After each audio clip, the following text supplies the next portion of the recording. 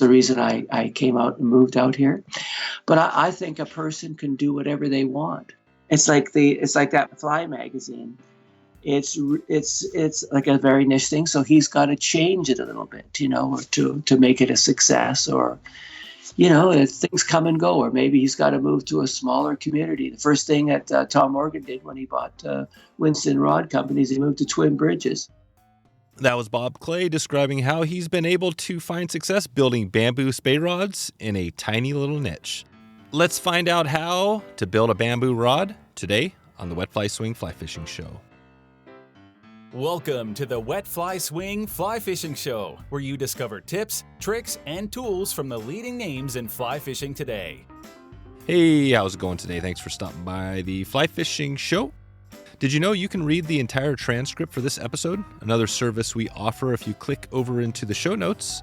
If you go down your app, just click the little link at the top, and they'll take you to the blog post. And at the bottom there is the complete transcript where you can actually read along. You can search. There's a bunch of little cool features there if you want to find anything we talked about specifically. We've been adding that, so hope that helps today. Today, Bob Clay, one of the best bamboo spay rod builders on the planet, shares the story of how he built it all. We hear the connection to Tom Morgan back in the day and how Tom helped him get started. We talk about the steps and resources to build your own bamboo rod and the number one tool that allowed everyone to build a bamboo rod. That was a game changer. That's still the number one tool. Before we get started, let's hear from our sponsors. Sawyer offers a full line of modern and traditional products for oarsmen, canoeists, kayakers, and paddlers from all genres, providing unsurpassed function, performance, and beauty. Head over to wetflyswing.com/Sawyer to grab your set today. That's Sawyer, Sawyer, to get started right now. Turtlebox is the loudest, truly portable, waterproof Bluetooth speaker available. We believe in respecting the peace and beauty while on the water, but listening to great tunes before or after can be amazing. Why not fire up this podcast or a little music after a big day on the water?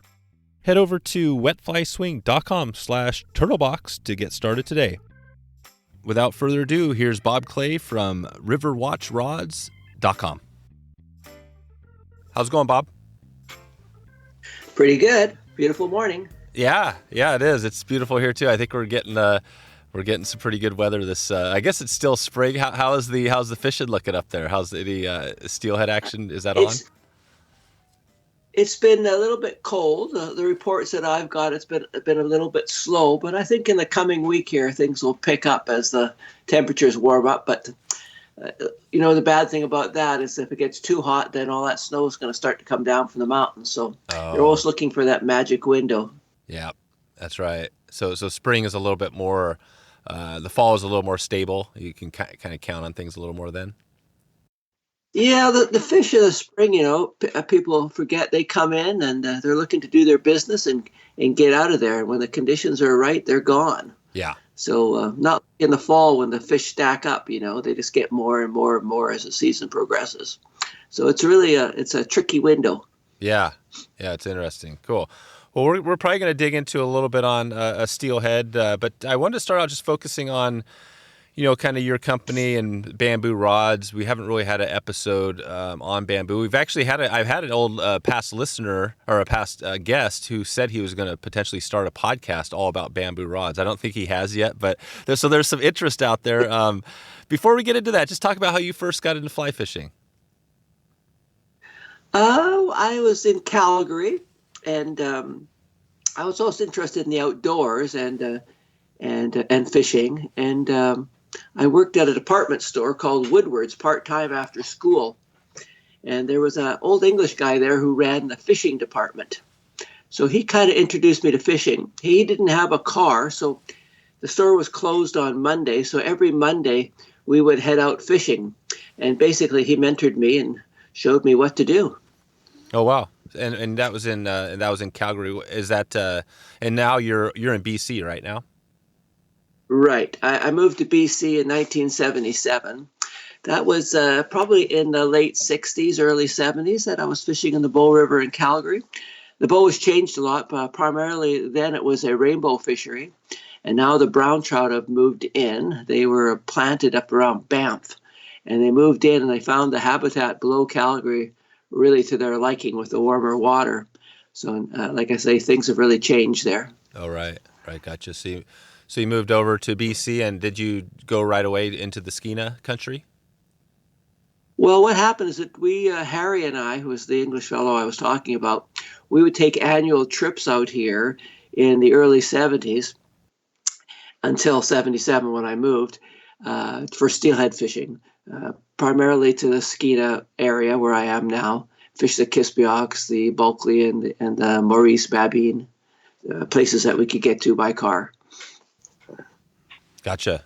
So you covered it. You were fishing already before you got there, and then so the 70s. When did the bamboo rod company and kind of getting into that side? When did all that start? Well, the first thing I did here was build a house. I bought a piece of property and built a house. Ended up getting married, and I did a lot of part-time work. There's not a lot of full-time work in this area. There's lots of sort of casual work or the other alternatives, of course, working at a sawmill, which I really didn't dig that much. I did try it for a little bit. And then I got into guiding in the mid-'80s.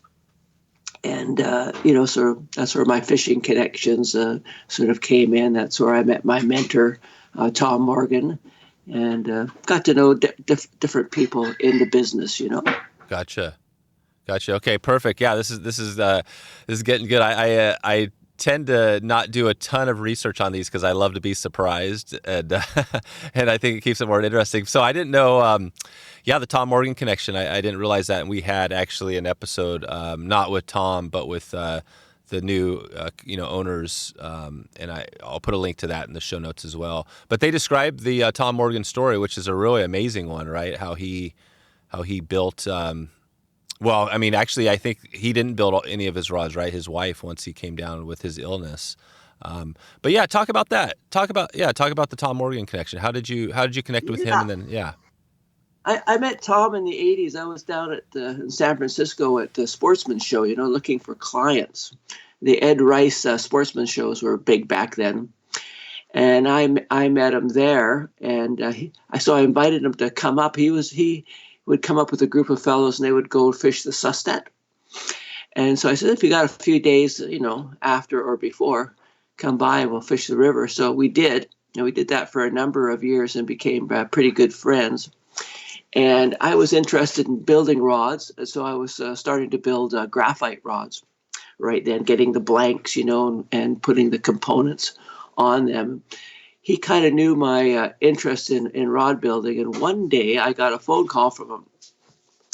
And by this time he had got MS, and he couldn't do physical things. So he asked me if I could come down and help him do the physical parts of it. And I didn't really have any experience in what we were doing. Basically, we were machining. We were machining parts for a new idea he had. That turned out to be the Tom Morgan hand mill, right? And that was a new idea on ways to build a bamboo rod. Before that, it was either the hand planing on a form or production rod building, which was popular before World War II. So he'd come up with this new idea. He'd sold Winston by then, and he was allowed to build, say, 100 graphite rods a year. It was sort of a non-competition clause, but he wanted to develop these other things. So he'd asked me to help him out. So I went down there and helped him out. And the next winter, I spent just about every day on the phone with him trying to work out the kinks on the new system, which turned out to be the Tom Morgan hand mill. So that's how it sort of got my start in bamboo rod making. Okay, and can you describe the hand mill? Can you describe that more? What that is exactly? Okay, traditionally you take a strip of bamboo. So let's just say it's a 6-sided rod, and you take that one strip and you want to triangulate it. So you'd plane it on one side, and then you'd plane it on the other, trying to get that 60-degree angle. And you'd use a metal form to do that with a hand plane. With the Tom Morgan system, he had a bed, and the bamboo is pinned onto the bed and on its back, and then you have a plane on top with 2 carbide teeth in it that form the 60-degree angle. and you use that to plane it. So you're plating both sides at the same time. So it was a different concept. It was sort of marrying the power mill with to a method for doing it by hand. Because the power mill is the same thing. It cuts on top, but it has the blades or the teeth rotated by power. But this, we were pushing it with so it made it easier for a common guy to get interested in bamboo rod building. Gotcha. Okay. So yeah, that makes sense then. And so that's essentially just you're planing them equally at the same time. So it's kind of a way to do exactly. it. Yeah. Yeah. And that the rest of the yeah. rest of the building process is much the same. You still got to select your strips, straighten them, and do everything else you were going to do to it. But the actual planing method was the difference. The planing method, exactly. And I remember, I can't remember if it was Joel or Matt, but when I had them both on the podcast, and they said they talked to because they learned beside him as well, and they called him a tinker, right? He had all these little things he was always working on. Is that I guess this was one of those projects. Was he always working on something like that? Yeah, he was always working on something. He had a great mind, and he could envision things. And so he was always coming up with a better way of doing it.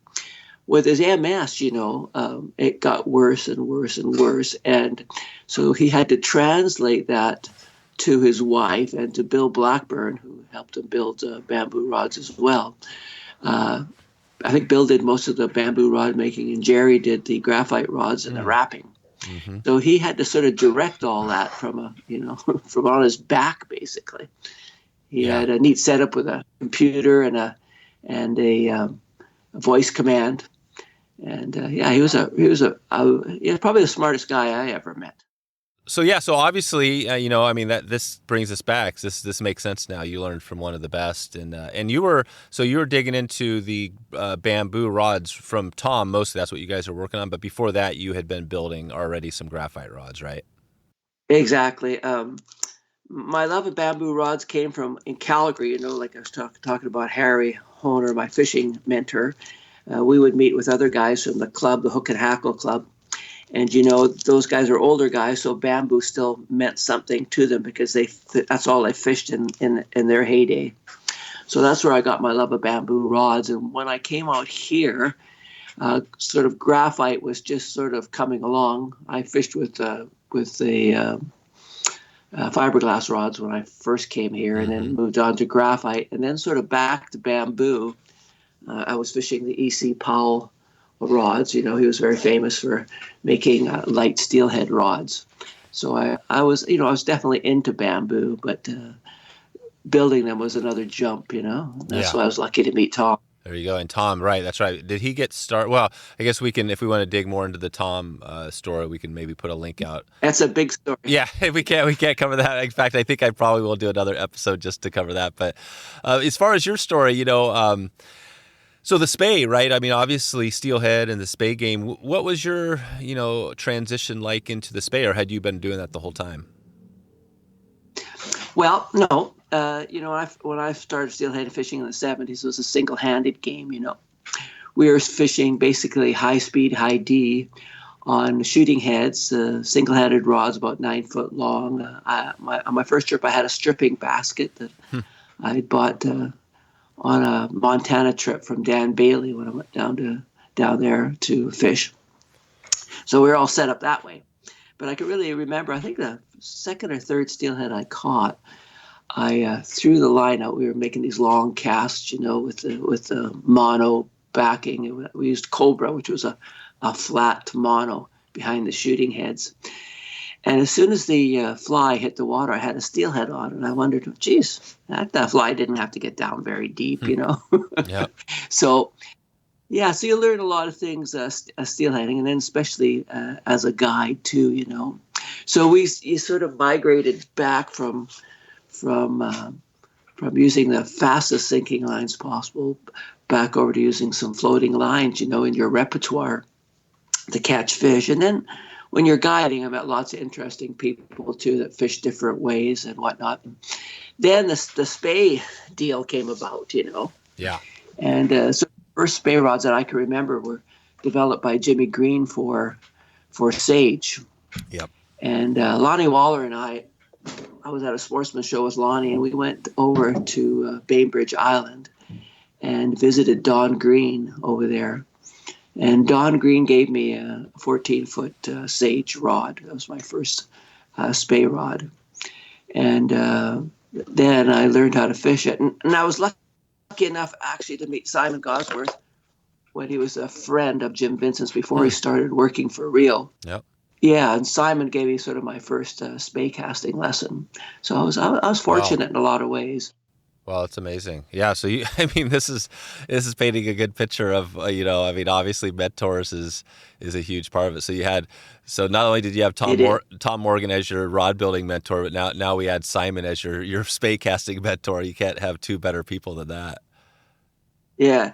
And then, the lines, they've really changed over the years. And I met Jim in the early 80s when he was a fishing bum photographer type guy, right before he started Rio. Oh, wow. And he had a lot to do with introducing the Spay rods to North America through, Simon and this and that. And then developing the lines. The modern lines really made Spay casting a lot easier. That was when he introduced the wind cutter with the interchangeable tips. And then that whole sort of, Spay revolution really got started. So he really rolled with that and built up a great company. Yeah. I'll put a link out to a George Cook episode. We had him on, and he talked about a lot of the Northwest. Yeah, he's neat, George? Yeah. A lot of this. George is awesome. With George. What's that? Yeah, I guided on. I spent some time with George. I guided on the Dean for a few years and got to know George. He had a group that came out. I knew him from the shows as well, but I really got to have some fun with him spending a week with him fishing, Yeah. Yeah, that's great. No, George is awesome. So okay, so that's a little bit of your background there. And then when did you take it into where now the bamboo Spay rods, you started making those? Yeah, well, so the first thing I did is I wanted to make a bamboo Spay rod. So that was my number one rod that I built as I was learning to build rods from Tom. And I was still guiding at the time. So the rod building was my sort of winter project. And so I built, I think I built like a 8'9" Winston copy, actually, hollow built Winston rods. And then, like I say, I built quite a few E.C. Powell steelhead rods, which are great rods. The hollow building, really sort of revolutionized steelhead rods because most bamboo rods over 8 feet are very heavy when they're solid built.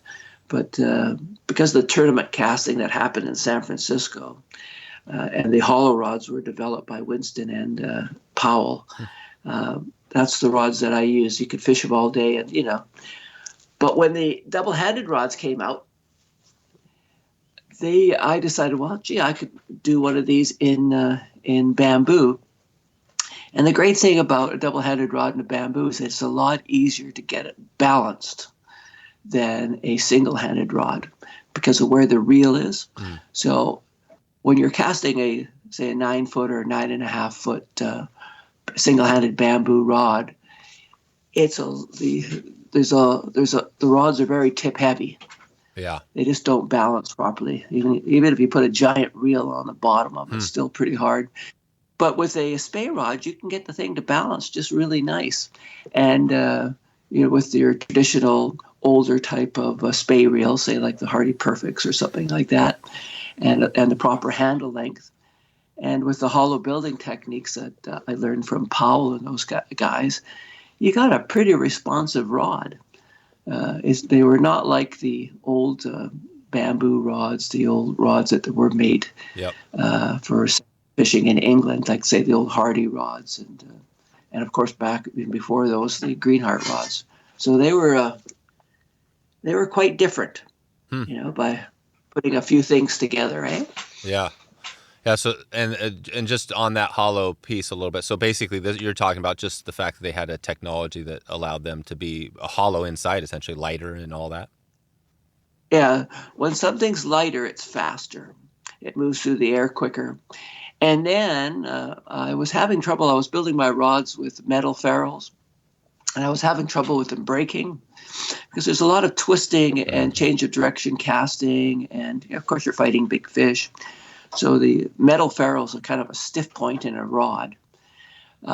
So a lot of times, if you stick a stick underneath a stone and pry up, you'll break it just very close to the rock. Well, the same thing happens in a bamboo rod. The metal part's way stiffer than the bamboo.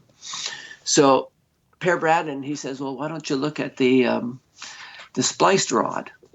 And Sharps and Farlow's, they were making spliced bamboo rods, but they were solid. They were incredibly heavy. And the design of them, the tips were very heavy as well. They were what I call line lifting rods. And they picked up a lot of line off the water and laid it back down again. So your traditional spay cast with a long belly line. Whereas, the single-handed rods, we shot line. And the same with the smaller bamboo rods, double-handed rods. That's where they really shine, is in the smaller models, say 12 feet and under. And basically you shoot line. And again, this is where Jim Vincent and the new improved Spey lines come into play. So all the things sort of come together to make a modern bamboo rod. So I used the splice and the hollow building to make a lighter, faster rod in the shorter lengths. Yeah, and they're fun to fish. They weren't cumbersome and heavy. Yep, that's cool. Yeah, so basically lighter. So it's more. Well, I mean, I guess the action on it still, if you compared the action to, say, one of your Spey rods to, your typical any present day graphite rod, it's still quite a bit kind of slower medium action. Yes, exactly. If you look at bamboo as a material, it's got a little slightly higher modulus than that's called. The modulus is how it bends. Than fiberglass, and of course it's really different. Modern graphite has really got a high tensile strength or a high modulus. Mm-hmm. But at Winston, where Tom was involved, they used IM6 graphite, and they got quite a nice flexing type rod, as much as you could, that sort of mirrored more of a bamboo feel, right? And I think with the graphite, they've backed off a little bit these days because, you can only take it so far. The rod turns into a poker after a while and you really can't feel it bend, Yeah, so they backed off a little bit and we've got our bamboo a little faster, so we're a little closer. Now, there is some people who still like, long bamboo rods that are heavy and do move slow. And those guys are the long belly guys, right? And traditional way of fishing. And that has merit as well.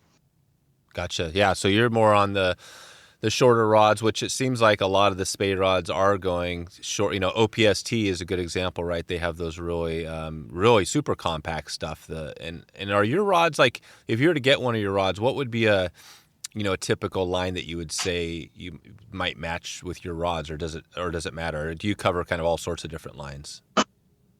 Well, the Scandi and the Skagit lines really work well on bamboo rods. Yeah. Because they're short head, right? The head should be like 2.5 times, perhaps longer than the rod is, right? So if you got a 12 foot rod, that's 12 and 12 is 24, another 6, So you want 2.5 to 3 times the length. It makes the rod work. It gives you the proper D loop and loads the rod up in a hurry. Yeah. And I think Ed Ward's done a really amazing job with the OSPT. He's a great line designer, he really understands what loads a rod. And I think looking at what he's doing, I think he likes a little slower action rod as well with his, sustained anchor and everything. It doesn't have to be that fast. So those short lines really work well. Like right now I'm doing a lot of work with trout spays, which are, again, even shorter. And again, they want shorter heads, like the Skagits, instead of being, say, the Skagits, when they first came out, they were like 27 feet, actually, the first Skagits. Now they've moved back down to 23 feet. Well, and then they have the Skagit short, which was 20. Well, if you look at Ed Ward's design, he's looking at Skagit heads that are 11 to 15 feet long, which are about what the trout Skagit ones are as well from Rio or from some of the other companies. So the lines are, in the old days, it was just a few lines out there. Now you can match a rod and a line really well. Let's take a quick break for a word from our sponsors. Turtlebox is the loudest, truly portable, waterproof Bluetooth speaker available. Perfect for a skiff, drift boat, or your craft of choice. The guys at Turtlebox believe in respecting the peace and beauty while on the water, but listening to great tunes before or after can be amazing. I remember our last big river trip this summer, and it was cool to break out the Bluetooth speaker as we listened to some classic music and tried to play along with our guitars. Without a Bluetooth speaker, we would have missed a bunch of amazing opportunities and some good laughs. The features I love most on this one are the quality bulletproof frame, easy to push and lighted buttons, and at home you can add another speaker for stereo. To be honest, I've been using this speaker quite a bit around the home, and the dance party with the kids has been great. Find out why Turtlebox is our go-to speaker and why it is great for the river as well. Head over to wetflyswing.com/turtlebox to support a great company, this podcast, and some tunes. Like I said, I've got an OPST, a trout rod, a trout Spey that I've been using, and it's super duper light, and actually you can just take off the Spey. And I threw the other day, because there was some dry flies, I threw on just a 5-weight, just my dry line, and it casted amazing. Yeah. It cast just as well as my normal rod. So that surprised me, and they told me that. They said that it would do that, but so I don't know what they're doing, but it seems like obviously Ed has some experience. So well, it's all in design, Yeah. I know that he was a great admirer of Jimmy Green, so I'm sure he. Oh yeah. Ed's quiet. Yeah. But he is. knows. Ed's impossible. Ed's impossible. He's one of the guys that pretty much out of everybody I think I've had, most of the people I've contacted have come on the show, but Ed is the one guy who doesn't get back to you. So. Yeah, he's subtle. Yeah. Okay, so that brings us back there a little bit on just the history of Spey. I wanted to kind of dig a little bit into, we're not going to go deep into building the rods. If somebody did have a question about, they wanted to build a bamboo Spey rod, are there any resources? Where would you direct somebody to learn more about that whole thing? Well, I just, it's funny you should ask, actually, because I just finished doing a series with April Volke on Anchored Outdoors. Oh, yeah. And yeah, so it's a learning thing. It's called Masterclass, right?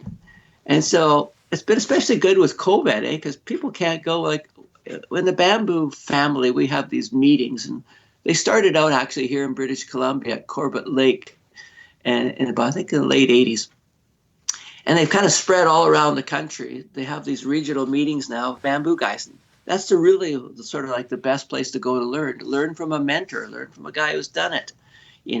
Yep. And but we haven't had to have many of those this year because of the COVID. So April asked me if I'd do this series. So we went and filmed it all. And it basically just shows you how to, start building a bamboo rod from scratch, So you can learn, of course, and there's lots of good books out there as well. So you got to put all the things together. But when those regional conclaves start up again, I definitely say that's the place to go. Yeah, and what are in the regional conclaves? What are those exactly? Well, those are bamboo gatherings of people who build bamboo rods. Like in Canada, we have the Corbett Lake Gathering. It happens every 2 years. And on the East Coast in Canada, in Ontario, they have Canadian Cane, which happens in the alternate year. So there's those two meetings. Mm-hmm. And in the States, they've got several of them. They've got them in Oregon, and they got them in Washington, California. We used to have the only one, so that all those people you would come up here. But now with the regional ones, people don't have to go as far. I know they have them in Michigan. They have them in the Catskills. They have them in the southern United States. If you go, if you start go to the internet and start Googling it, you'll be able to find one that's pretty close to you. Okay, perfect. Yeah, and you mentioned April. I'm glad I just talked to April last week. I think she's going to come back on the show. We're going to dig into some stuff. So, yeah, it sounds like she's got some cool things going there. That's a good resource. We used to call, now they call it a DIY, do it yourself, Yeah. So like in the old days, we just, went out and did it, But it's interesting. It's got a label now, but she's kind of interesting. She's brought it to the forefront by using the internet. it's just a great idea. Yeah. Yeah, I think what she's doing, I'm not sure, I'm just guessing here, but she pretty much, I think, has a group and she's providing kind of exclusive content, right? That if you get in that group, you can grab and that would be one thing she's doing with you. Yeah, she has a lot right now. I think she has a special on where you can buy everything, right? For one price.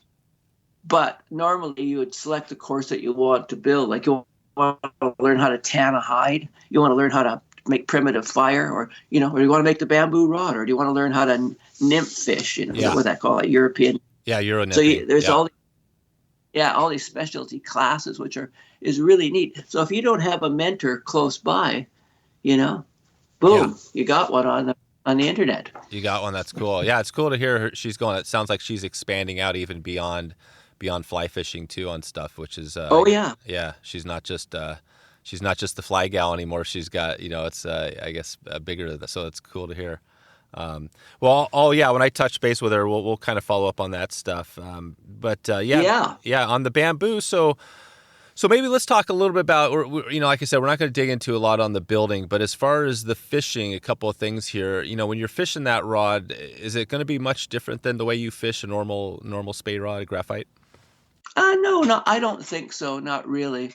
Of course, with the graphite rod, you can get a lot. This is where graphite really shines, is in those longer rods, the 14, 15, 16-foot rods. When I go over to Europe, the British guys just love those big, long rods, And the good thing about a big, long rod is that they're easy to cast, right? Yeah. The longer the rod, the easier it is to cast. In North America here, I think we really do things a little bit differently. Lee Wolf, he really brought the sportsman sort of way of doing things in, lighter and faster, and make it more of a challenge to do.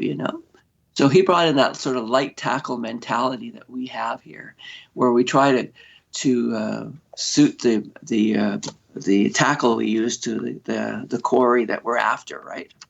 Yep. So I think and that's really progressed now. Like when the Spay Rods came out, they were 14 footers, and we were casting 650 to 750 grains, right? But if you look back, when I was single-handed fishing, we were casting lines that were between 200 and 300 grain weight. We were landing steelhead just fine. Thank you very much. Yeah. So I think when people realize that maybe we're a bit overgunned, we don't need to have as heavy a tackle. So you can cast a bamboo rod that fishes, say 450 grains or 350 grains or 200 and something grains, and still land a steelhead, and be more in contact with the fish. I will say when you catch a fish on bamboo, it feels twice as big. It does. That's one of the pluses of bamboo. Yeah, you're just more connected. You're more connected, and it brings you back into history a little bit. It connects you to what's happened before. Yeah.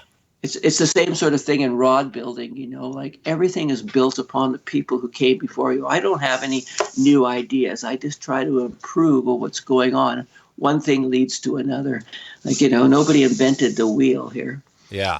Yeah. How do you think on the bamboo rod building? I mean, how do you think you've improved on past some of the history of the old, people before you? Hollow building, taking the hollow building, over. That's one thing I learned from Powell and Winston. So making the rod lighter and faster, shortening the rods. The rods back in the old days were those big long ones. It took a real man to cast those rods. But again, they didn't cast them a lot. They picked it up and then they laid down the line. I'm sure if they had the rods that we have nowadays, they'd enjoy it as well too. Yeah. So things have changed. Our standards have changed. Unfortunately, graphite is the standard today. So our bamboo rods are more graphite-like than they were at other times, eh? Yeah. Gotcha. Yeah. Okay. So, yeah. So, yeah, I mean, short. And then are there, from the rods, your style rods, the shorter, the 12 and a half foot is great. I mean, that's a great length. What sort of rods do you build? Do you customize things depending on what people want, or do you have some standard kind of? Yeah. I have a talk with the people when I get in contact with them, You know, 12 and a half, 13 would be a big rod in a bamboo Spey rod, you know. And I sell 13-foot rods. Guys really like them. You know, they can fish a longer head. You know, they'll fish a 53 to 60-foot head, and they like that traditional feeling. Myself, personally, I like to fish a rod about 11 feet long. If I'm fishing a dry line, that would be a 5.6, say 350 grains. And people say, oh, 5.6, isn't that too light for a steelhead? And I say, it's 350 grains. Yeah. Maybe we should throw the number designation out of here. Right. You know? Yeah, whatever. Yeah, you add a couple line weights or whatever you say. So 5.6 would be more like a 7.8, I guess, in a normal. Well, I guess, yeah, it is a little confusing. The grain rate is the better way to look at it. Yeah, 350 grains. Get this, 350 grains in a single-handed rod designation is a 13 weight. Oh, wow. You know? Yeah, when I first started fishing with steelhead, I was fishing a 11 weight. It was 330 grains, right? Jeez. And so, yeah, and the teeny 200s and 300s, which were very popular, you know, like a 300 is a 10 weight, right? So we're fishing a 5.6 because of this line designation that's 350 grains. So they're kind of pulling the wool over our face, but, you know, they think it's really light, you know. And the same thing's happening in this trout space. I'm building a rod right now that I call a 3.4 in Spey designation. I land steelhead on it all the time. It's 270 grains. It's a 9-weight rod. Yeah. It has no trouble.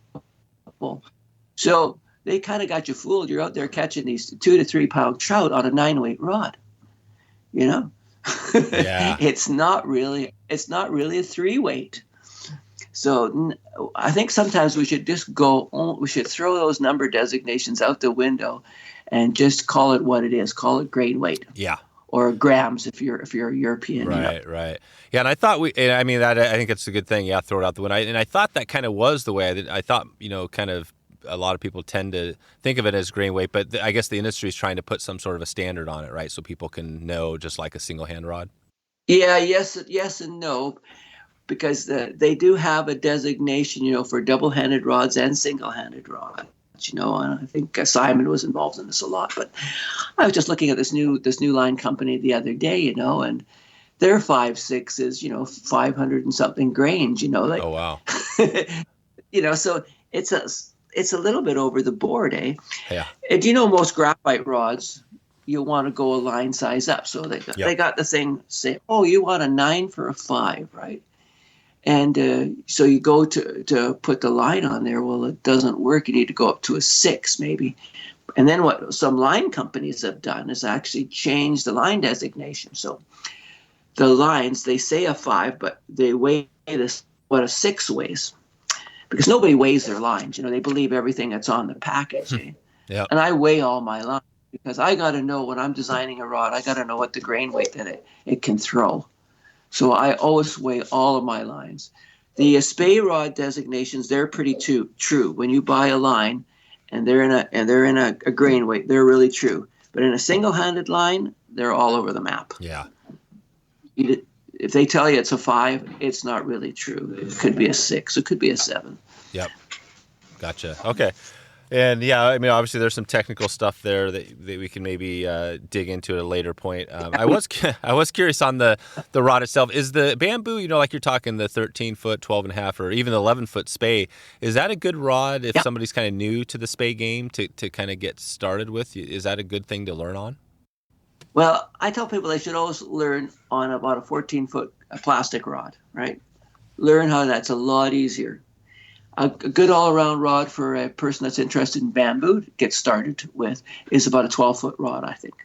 Yeah, they're light enough, and they're you know. So once you get started, learn your basics. And another thing a person could do is, if they're interested in getting into the Spey game, is take a lesson. Right? It's better to have the proper form to begin with. It's really hard if you get do it wrong to correct it, your technique. So taking a lesson is really good. If you're playing tennis or whatever, you take a lesson.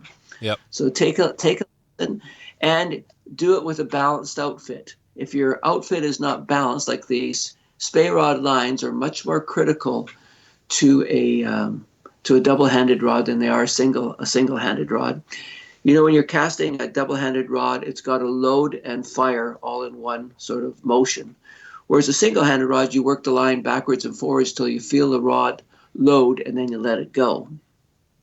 So it's really critical that you have a balanced outfit.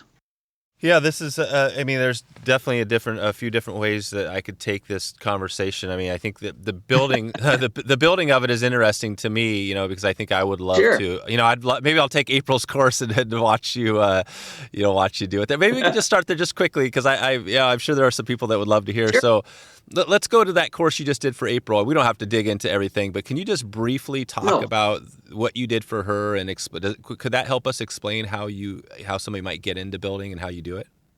Sure. Yeah. Basically, you start at the beginning. You've got to have your tools lined up first. So I explain what you need for tools, right? This is where a video is nice rather than a book, is that you can see the tools, right? Mm-hmm. So you've got to decide what method you're going to be. Are you going to be a traditional hand planer, which say the Garrison method is, or are you going to be the Tom Morgan hand mill? Yeah. So that's the first thing you got to decide. So equipment, you got to have your equipment. Then you got to have your bamboo. And having the right bamboo is critical. We use Tonkin bamboo. There's about 1,000 different types of bamboo.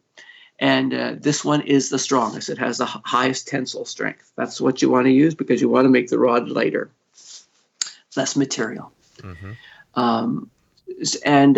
Right now, that stuff comes from China, and there's not many importers. David Serafin at Angler's Bamboo, he's the guy to get the bamboo from. He's sort of taken over for where Andy Royer used to. I don't know if you've seen Andy's film Trout Grass, which is really a cool thing. It's about him going to China and selecting the bamboo that we use. Mm-hmm. He takes Hoagie Carmichael actually with him, and I think Glenn Brackett's in there as well. They take some columns to Twin Bridges, and Glenn was working with Winston at the time, and they start making a bamboo rod. But anyway, it's a great little movie to see. Oh, nice. So you've got to have your tools, you've got to have your bamboo, and then you start building it. Yeah. And we got to decide whether we want to flame the bamboo or we want to use it blonde. And then we split the bamboo, triangulate it, glue it up. We got to know our tapers too, as well. That's another thing. You got to decide what kind of a rod you're going to build. So you can see there's a lot of stuff to. There's a lot more getting into figure it. Out. Yeah, than just a graphite where you get a graphite blank and from wherever, and then you wrap it and stuff. But here you got to do a whole actually building the rod before you get to that point. Can you just go out there and find a bamboo blank from companies? Are they selling those? There's a few companies that sell bamboo blanks. Yeah, guys that make them up, I think. But I wouldn't recommend it myself because you don't know what you're really getting, and there's I shouldn't say a lot of rods, but there's a few Chinese companies now that are making bamboo rods, and they look pretty nice, but sometimes they don't always use the best components, Yeah. So I would say for a finished product, buy North American or European, let's say buy North American, Canada and United States. I feel that we're in this together. And, that's the whole trouble with the world. We're buying raw resources. We send lumber and timber over to China and Japan. And we buy bamboo back. That's great. We can turn that into something, Yeah. And I think what's really going on in the States right now with Joe Biden is, buy American, buy North American stuff, It's really good. Go on about that. But that's the craftsmanship and workmanship, if you're going to buy something from it. You can get a cheap stuff, but you're better off to buy a cheap graphite rod than you are a cheap bamboo rod. Right. You can catch a fish with a $50 graphite rod, But if you want a bamboo rod, they'll last a long time. They're actually, tougher than a graphite rod. They're going to last a lot longer. People are careful with bamboo rods because they spend a little more money on them. But in actuality, they're tougher than a graphite rod. That's interesting to hear. So tougher meaning you can. I mean, you still obviously want to take care of it. You can run a car over them, and you can't with a graphite rod, So they're pretty tough. Like getting back to when people get started again. There's lots of books that are published with lots of how-to things, and there's the tapers in there that you need, right? But like I say, taking a course, there's some rod building courses that are offered by different rod building guys that haven't been going right now because of the COVID thing, right? Or going to these conclaves where you're meeting other guys that build rods and, mentoring with somebody. Or going to April's thing there and seeing how to do it online with a video. And then, I'm willing to help people with the feedback and this and that if they don't understand stuff and this and that. So there's lots of ways to do it, but it is a complicated thing. And like you said, it's just not like buying the components and sticking the components together. I started out that way with graphite rods, right? I'd buy the blanks and it'd make a rod, right? Yep. But all you're really doing is the cosmetics. And this is the real beauty of a bamboo rod, is that after a while, you can design exactly what you want. Huh. Otherwise, you're stuck in somebody else's design mode, right? Yeah, that is cool. So you can build whatever you want. It's the real beauty of it. Let's take a quick break for a word from our sponsors. Sawyer offers a full line of modern and traditional products for oarsmen, canoeists, kayakers, surfers, and paddlers of all genres, providing unsurpassed function, performance, and beauty. They design and handcraft every product in the USA, ensuring everything they make is from the highest quality materials with careful attention to detail. They take pride in their employees' stewardship of the environment and our country. In return, you have the assurance of knowing the product you receive from them is genuine, made in America, and cannot be replicated. I've been using Sawyer products for a long time now, which is why I'm definitely excited to share them with you on the podcast here. I've been down some crazy technical whitewater and mini fishing adventures that put me in places that were where I had to make a good move. And I love the design, the power, the performance, and always knowing that I can count on that stroke, even when you need to make, that one to get past the rock or whatever. You can always count on Sawyer for that. And you can count on them as well. Sawyer products are designed by paddlers, oarsmen, and surfers alike to fully meet your performance needs. Pick up one today and experience the feel of water. Head over to wetflyswing.com/Sawyer to grab your set today. That's Sawyer, SAWYER, wetflyswing.com/Sawyer to get started. And I wanted to just talk about that briefly here on, because that is the cool thing. Yeah, you get this, essentially, going back to the start again, you get this piece of bamboo. And the first part, like you're talking about that tool that Tom created where you're kind of planing it equally on both sides, so you're getting your six-sided bamboo.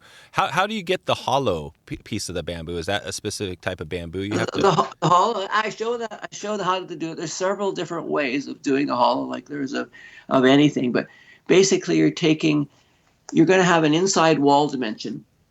With a graphite rod, the walls of the graphite are so thick, right? They're whatever they are, 30,000, 40,000, 50,000, 60,000. Well, it's the same thing in the bamboo rod. You're gonna hollow out the inside of the pith, the top part of the triangle, to a certain depth, right? And there's different machines for doing that. Yep. There's you can I use a method with a router and a carbide burr. And I can do the strips at the time and adjust the depth of the cut. So, I've seen people do it by hand, setting up some jigs by hand and cutting down to the level of that jig with a plane or some kind of hand tool as well. So you can do it in lots of different methods. It's a very innovative craft, eh? Yeah. And people make a lot of their own tools and things. It's a really a neat craft, like a lot of crafts are, guitar building or what have you, knife building. Yeah. It sounds awesome. It's innovative. It sounds like one of those things, just like a lot of things in fly fishing, fly tying. It's just, you have that artistic thing. You can kind of dig in as deep as you want to go, and the bamboo building a rod, all from the start is pretty much the full deal. What is that? So, again, going back to that rod, so you can hollow it out. You get to that point, you're kind of getting the six-sided bamboo. What else? What else are you doing there with that rod before it's finished? Are there a ton of steps?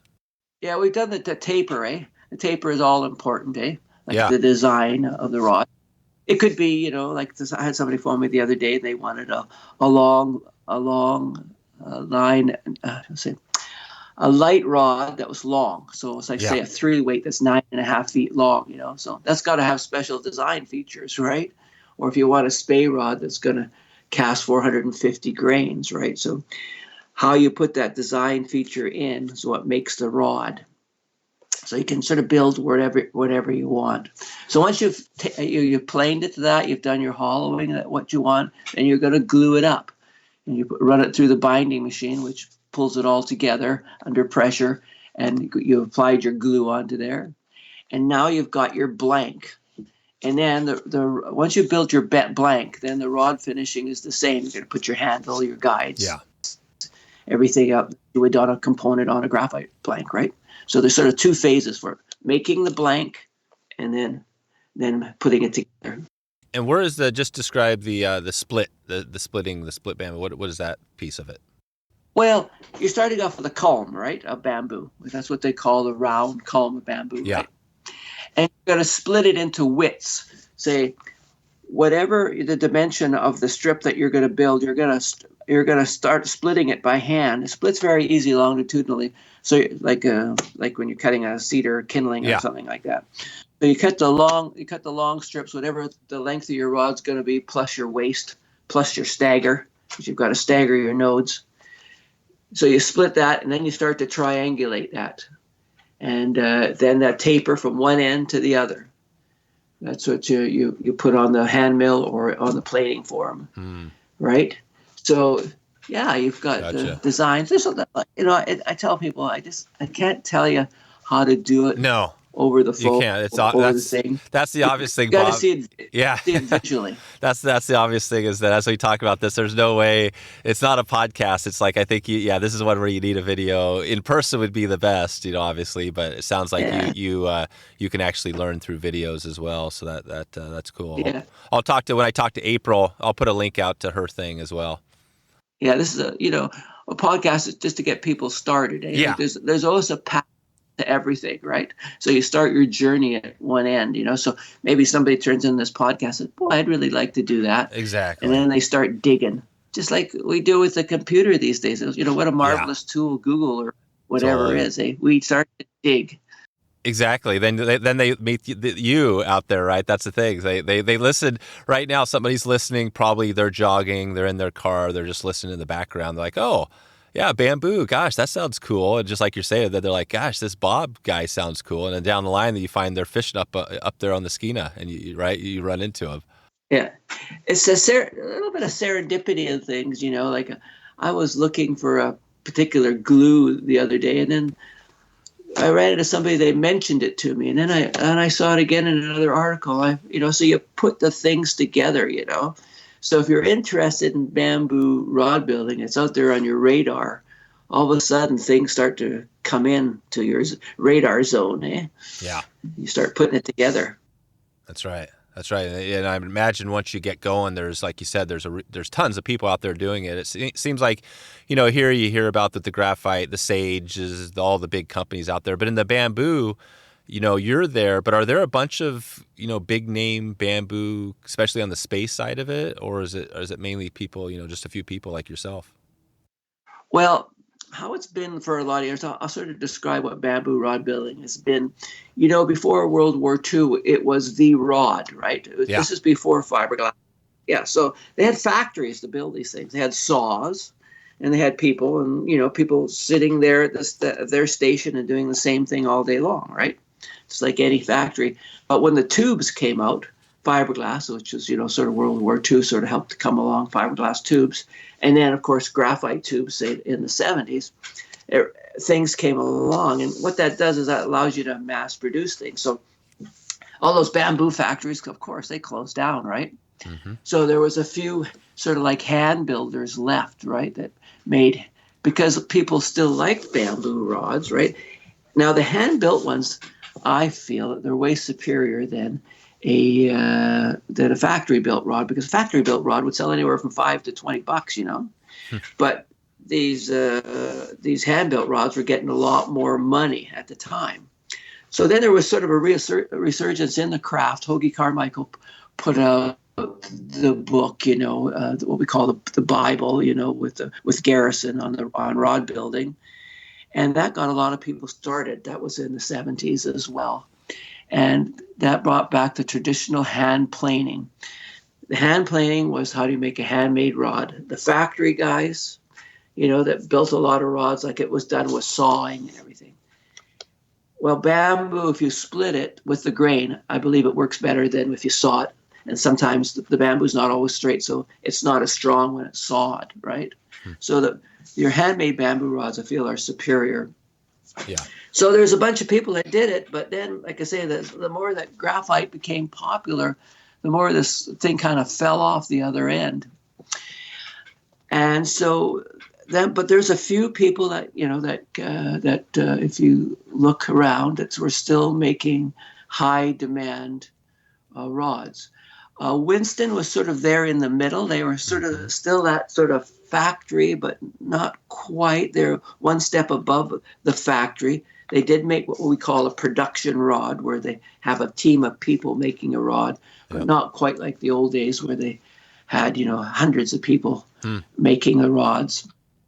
So they put a lot of care and attention, Glenn Brackett and Tom Morgan, when they worked with Winston, when Tom bought that company. It was starting to fail because the bamboo rods were being replaced by graphite and fiberglass. And Tom, when he had Winston, of course, he sold the other two as well, right? Yeah. And the bamboo was always there, but it was a small component of what they were really selling. Then there's certain hand builders, that get a lot of money for rods. I would say that Per Brandon is probably at the top of his craft. And, he's getting a $3,000 to $4,000 or maybe more dollars for a rod. Wow. But he's building a piece of art, It's not only beautiful, it's very functional as well. So you're buying his creation. It's like going out and buying a famous painter, was what I put it to, right? Right. So there's guys that are coming along. When I started, say, 25 years ago building bamboo rods, I've learned, and I hope that I'm passing on my craft to other people as well. Right now, I sort of was in a lucky place at the right time for, say, bamboo Spay rods, because they were coming out, and I was in steelhead country, living here, fishing for steelhead. So I sort of transitioned into that, and sort of did a resurgence of bamboo rods. And there's other makers that have come on board since then that are making, James Reed makes a nice Spay rod. There's another guy, Reed, I think, down in Oregon or that area, that makes nice rods as well. So there's Mark from down your way, Mark, I forget his name. Anyway, there's guys out there. It's bamboo rod making is a small part of rod making, say, and bamboo Spay rod making is even a smaller part of the business. It's like, I once talked to Simon Gawesworth, and we were talking about Spay lines and how neat they were and everything like that. And I said to him, well, what percentage are they of your business? And he says 5%. He says, you want to make a success of your company, you want to own the 5-weight forward business.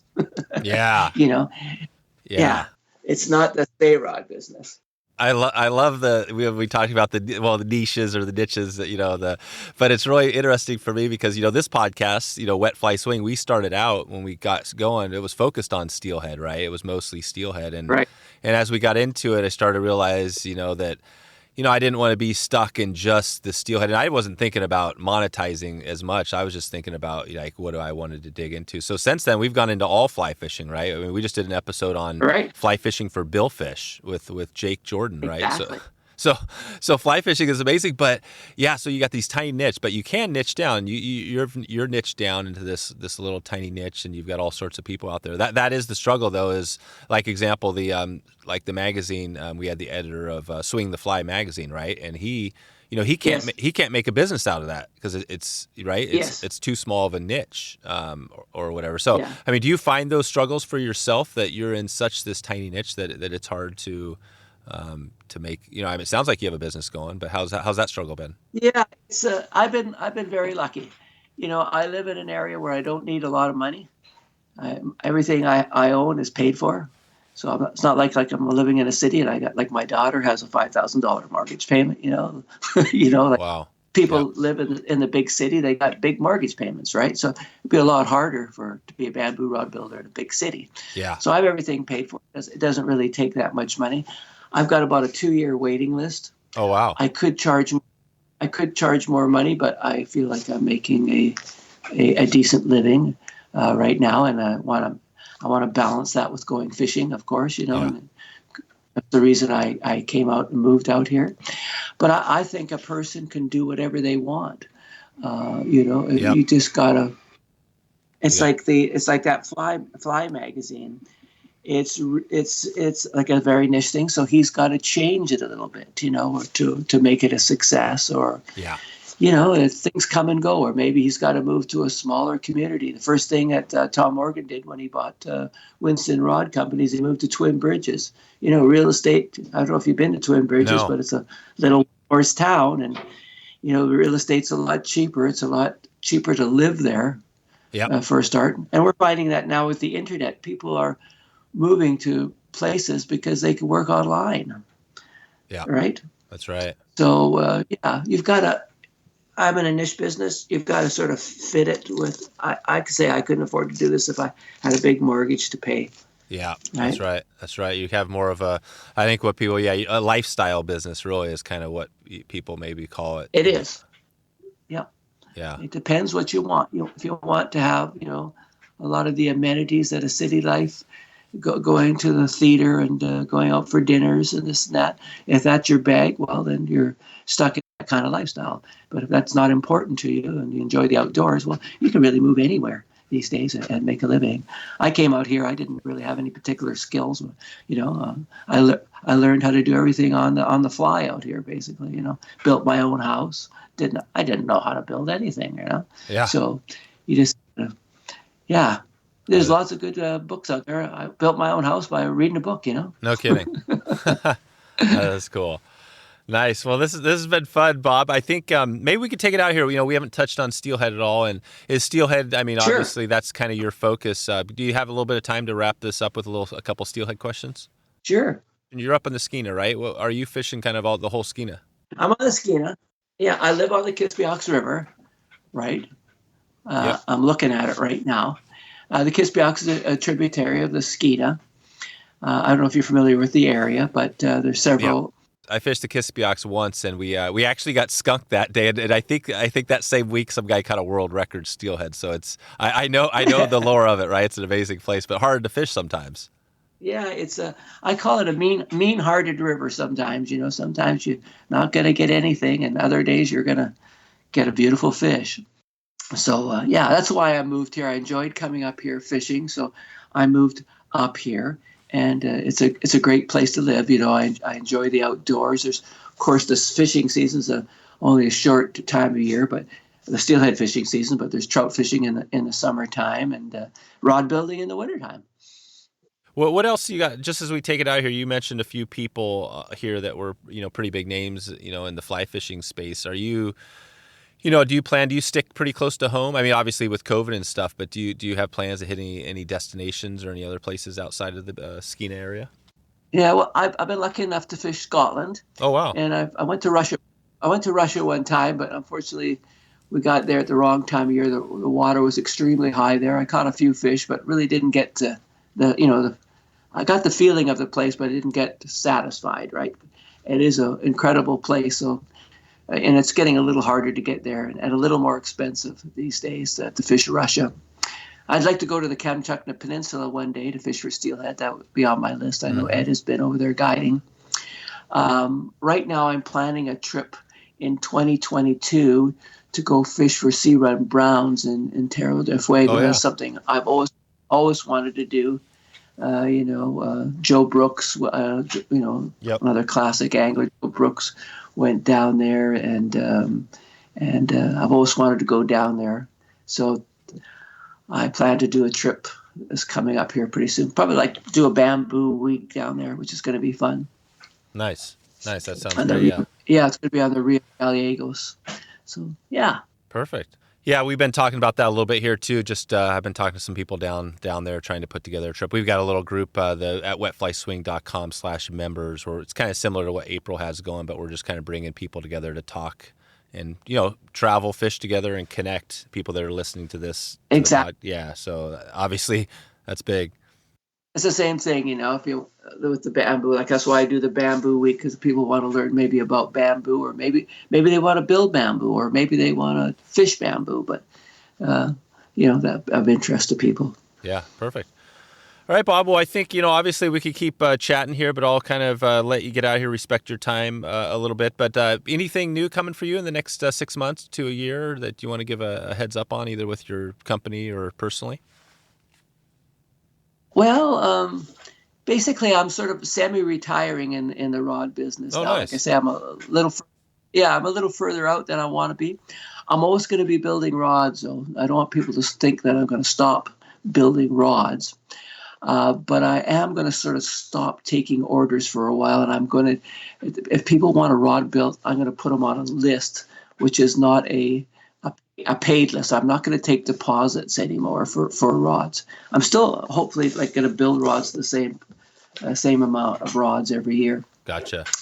But this way I won't have any commitments to build a rod. I got somebody's money. I feel like I have to build them a rod, right? Yeah. If people want a rod, I'm still willing to build them a rod, and it doesn't even cost them any money this time to put them on the list. And then I'll just phone them up when their name comes up and see if they're still interested. If they're not interested, that's okay too, If they're interested, they can get a rod of mine, Then get it going. And maybe I'll have a little more time for fishing. Who knows? So your son there isn't going to take over the business and build rods and keep that going? Who knows, eh? Yeah. He has to fish a lot, but I think he's more focused that way right at the moment. Yeah. Yeah, that's cool. Yeah. So where would you direct somebody if they can't get a rod from you because it's going to take too long? They want to buy a nice custom rod. Who else would you send them to that could build a nice bamboo Spay rod? Yeah, I think, that's really hard to think. I think they're going to have to do the digging on their own. But, if they want to, they get a hold of me. I might be able to point them in the right direction. I know James Reed, he's pretty busy as well. A lot of the guys are pretty busy. So I think, if a guy wants a rod, he's just going to have to wait a little while. It's not instant gratification when you want a Spay rod. There's lots of single-handed rod makers out there, so that's not a problem. Yeah. That's one thing we didn't talk about, what's really changed in the rod business. When we were saying the evolution of the bamboo rod making, now there's not so many builders who are making a living on it, but there's lots of sort of part-time guys, because of the Tom Morgan hand mill, that are building 6 to 12 rods a year. But unfortunately, they're not on the internet, right? They're doing it for themselves and for friends. Yeah. So it has changed. There's not as many commercial sort of rod builders out there. So, hey, if somebody wants to be a commercial rod builder, there's something you can do. Yeah, I was going to say, I think maybe that's the thing. If you want a bamboo rod, why don't you just learn how to do it yourself and build your own rod? You kind of cover everything. And you're going to if you get into that world, you're going to meet the people, you don't want to buy a bamboo Spay rod from a guy you really don't know, because it could be the greatest rod in the world, or it could be a piece of crap, so you got to know what you're buying. Yeah. Was that hand mill the biggest tool? What has been the biggest tool in the last since Tom Morgan that's helped people with the bamboo? Oh, I think I think the hand mill has kind of revolutionized the bamboo rod building, and of course the internet too, eh? Yeah. The internet has connected people. Yeah, totally. It is a quest. If you want to be a builder, it is a quest. Start your quest. There you go. It's a fun thing to do in life. Enjoy the journey. Okay, cool, Bob. Well, I'll send people to riverwatchrods.com if they have questions. And just want to thank you for all your time today. This has been fun. Okay, thank you. Take care. So there you go. If you want to find all the show notes and all the links we covered, just go to wetflyswing.com/216. That's 216. Please, if you get a chance, click the subscribe button or follow whatever the app that you're on mentions. It'd be great. That's the best way we know of to help allow people to find this podcast. The more you subscribe, the better chance we have to find some new listeners out there. So I appreciate that if you had a chance to do that. Wanted to give you a heads up. If you tune in next week, next Tuesday morning, I have Jack Dennis on to hear and share his amazing story. Jack, obviously, he's been a big name in fly fishing, and he talks about many of the famous people that he knows and is connected to, like Ted Williams, Glenn Close, you name it. Pretty much, it seems like he pretty much knows everybody. So a real fun one with Jack Dennis next week. So that's all I have for you today. I appreciate your support. I appreciate you listening into the end here. Always blows me away. But I know as a podcaster, it's always fun. Sometimes you can't click stop. Maybe it's just playing and you want to click stop. But anyway, so thanks again. Hit the next episode. Thanks for listening to the Wet Fly Swing Fly Fishing Show. For notes and links from this episode, visit wetflyswing.com.